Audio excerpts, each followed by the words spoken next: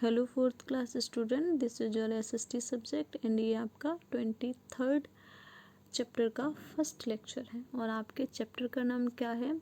Our rights and duties. ठीक है, आपका राइट्स मीन्स होता है अधिकार और ड्यूटीज़ मीन्स होती हैं कर्तव्य। ठीक है, जो हमें अधिकार देता है, ठीक है, उसके लिए हमारे कुछ कर्तव्य भी होते हैं, यानी कुछ जिम्मेदारियां भी उसके लिए होती हैं। ठीक है, तो अब इस चैप्टर में हम लोग यही रीड करेंगे कि हमारी कंट्री ने हमको क्या क्या राइट्स दिए हैं और हमारे क्या क्या ड्यूटीज़ हैं हमारी कंट्री के लिए। ठीक है, चलिए।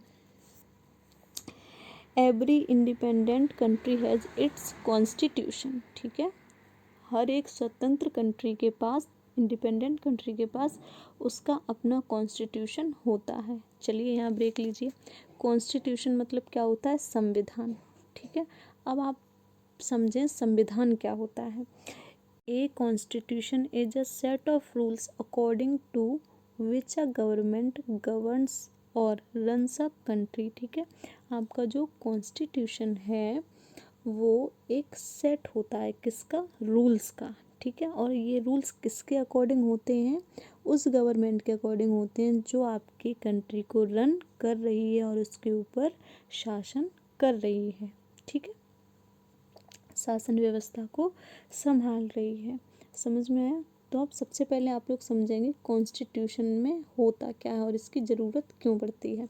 सबसे पहले कॉन्स्टिट्यूशन में आपके कंट्री के रूल्स लिखे हुए होते हैं जो आपकी कंट्री के हर एक सिटीजन पे अप्लाई होते हैं। ठीक है, आपके कुछ राइट हैं जो आपकी कंट्री के हर एक सिटीजन को दिए गए हैं।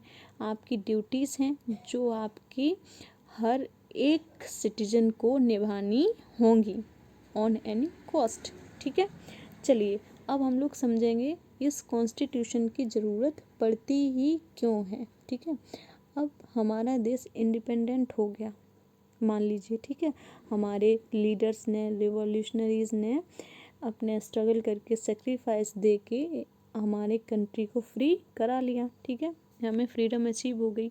ठीक है, अब हमारे जो सिटीज़न हैं उनको सही तरीके से वेल मेंटेन करके कैसे रखा जाएगा। ठीक है, हमारे इकोनॉमी सिस्टम को कैसे चलाया जाएगा। ठीक है, हमारी शासन व्यवस्था को कैसे चला जाएगा।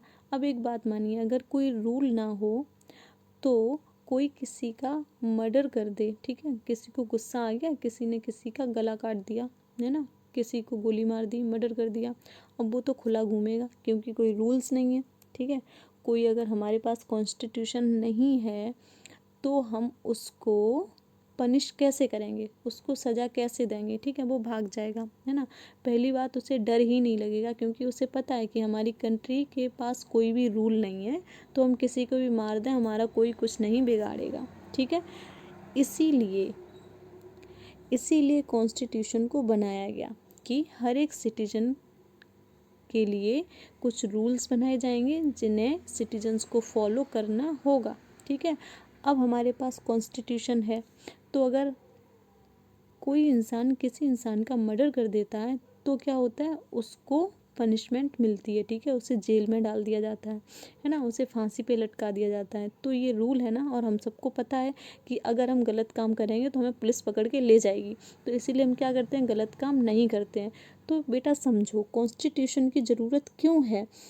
आप कंट्री को अच्छी तरीके से चला सकें, ठीक है, लोगों को अच्छी तरीके से एक मैनर में रख सकें, अच्छी तरीके से। ठीक है, लोग बिगड़े ना, अच्छी तरीके से रहें और अपने ड्यूटीज़ को देखें। ठीक है, अपनी इकोनॉमी जो स्टेटस है उसको ठीक करें। तो इसके लिए क्या ज़रूरत पड़ी? कॉन्स्टिट्यूशन की। तो जैसे जित इंडिपेंडेंस कंट्रीज़ के पास अपना अपना कॉन्स्टिट्यूशन है, वैसे ही हमारी इंडिया के पास भी एक अपना रिटन कॉन्स्टिट्यूशन है जो वर्ल्ड में सबसे बड़ा है। और इसको बनने में कितना टाइम लगा था? 2 ईयर 11 मंथ एंड 18 डेज। ठीक है बेटा, चलिए। हाँ, तो अब हम लोग कहाँ से पढ़ना शुरू करेंगे? यहाँ से। India adopted it's constitution on 26 जनवरी 1950। ठीक है, कब मिला इंडिया को कॉन्स्टिट्यूशन? 26 जनवरी 1950 को।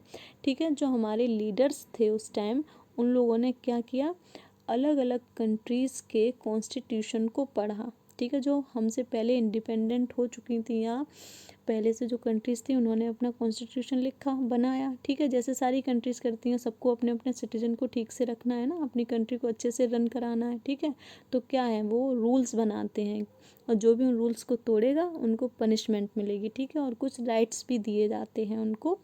तो ये सब कुछ किस में लिखा होता है? कॉन्स्टिट्यूशन यानी संविधान में लिखा हुआ होता है।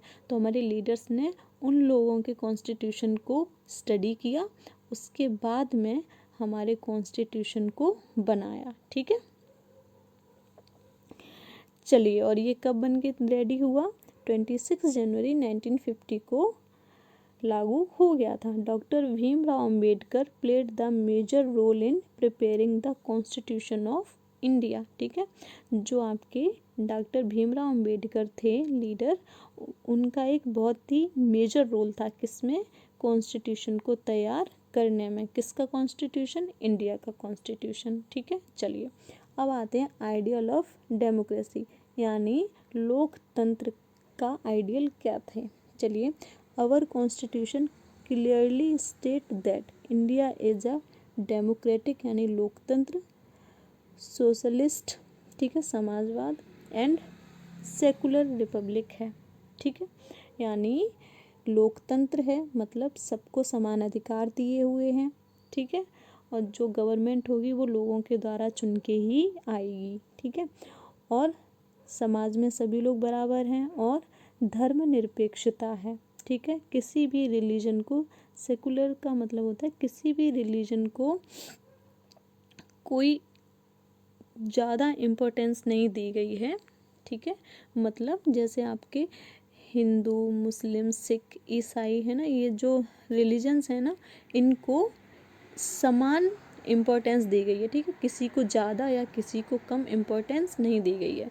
ठीक है, गवर्नमेंट के नज़र में सारे रिलीजन्स क्या हैं? सेम हैं। ठीक है, सेम वैल्यूज़ रखते हैं, अपनी अपनी प्लेस पर सब ग्रेट हैं। ठीक है, कोई भी किसी से कम या ज़्यादा नहीं है। ठीक है, अब हम लोग आते हैं डेमोक्रेसी पे। चलिए पढ़ते हैं। Democracy is a form of government which is formed by the representative elected by the people. ठीक है, जो आपकी डेमोक्रेसी है, जो गवर्नमेंट, जो डेमोक्रेसी में जो गवर्नमेंट बनती है ना बेटा, वो कैसे बनती है? वो जो ग्राउंड लेवल के लोग होते हैं ना, जो जनता होती है, वही इलेक्ट करके यानी चुन के भेजती है, उन्हीं से सरकार बनती है। ठीक है,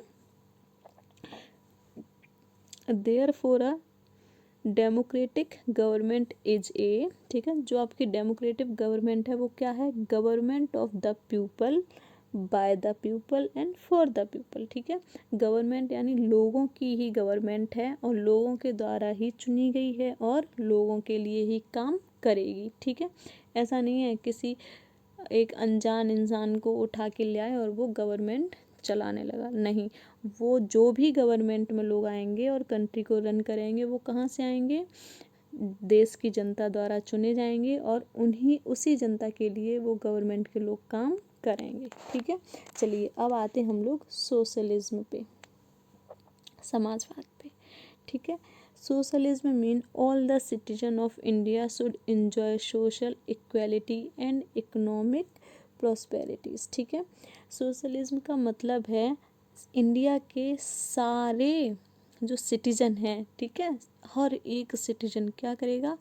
सोशल इक्वालिटी को एंजॉय करेगा, मतलब सोशली सब इक्वल हैं। ठीक है, जैसे आपने कास्ट सिस्टम देखा है ना, पढ़ा है, और आज भी आप देखते हैं, हम लोग आपस में तो कर लेते हैं कि आप इस कास्ट के हैं, हम इस कास्ट के हैं, बट हमारा जो कॉन्स्टिट्यूशन है, संविधान है, उसमें कोई भी विशेष जाति का व्यक्ति बड़ा या छोटा नहीं है। हमारे कॉन्स्टिट्यूशन में सबको एक जैसे इक्वल राइट्स बने हुए हैं। ठीक है, हमारा कोई राइट नहीं है कि हम किसी को बोलें कि आप छोटी जाति के हैं। ठीक है, जाति जैसा कोई छोटी या बड़ी जाति नहीं होती है, सब अपनी अपने प्लेस पर सब बड़े हैं और सब अच्छे हैं, ठीक है।